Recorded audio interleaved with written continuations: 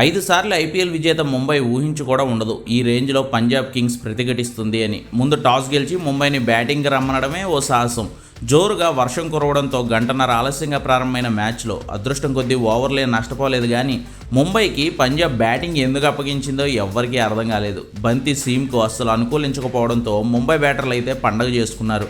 పంజాబ్ కట్టుదిట్టంగా బౌలింగ్ చేసి రోహిత్ను 8 పరుగులకి అవుట్ చేసిన బెయిర్స్టో, తిలక్ వర్మ, సూర్యకుమార్ యాదవ్ పంజాబ్ బౌలర్లపై బౌండరీల వర్షం కురిపించారు.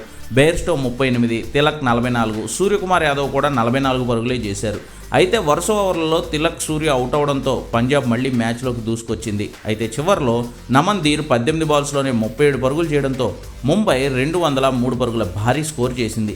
ఇప్పటివరకు ముంబై చరిత్రలో 200 పరుగుల పైన కొట్టిన ప్రతిసారి ముంబైయే డిఫెండ్ చేసుకుంది. సో అదే ధైర్యంతో బౌలింగ్కి దిగిన ముంబైపై పంజాబ్ బ్యాటర్లు అసలు ఊహించడానికి వీలు లేకుండా విరుచుకుపడ్డారు.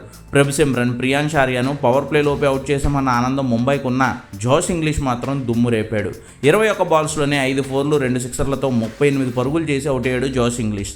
ఆ తర్వాత అస్సలు కథ మొదలైంది. కెప్టెన్ శ్రేయస్ అయ్యర్ విజృంభించడం మొదలుపెట్టాడు. నేహల్ వదీరాను అడ్డు పెట్టుకుని ముంబై బౌలర్లను అయితే చెడుగుడు ఆడుకున్నాడు అయ్యర్.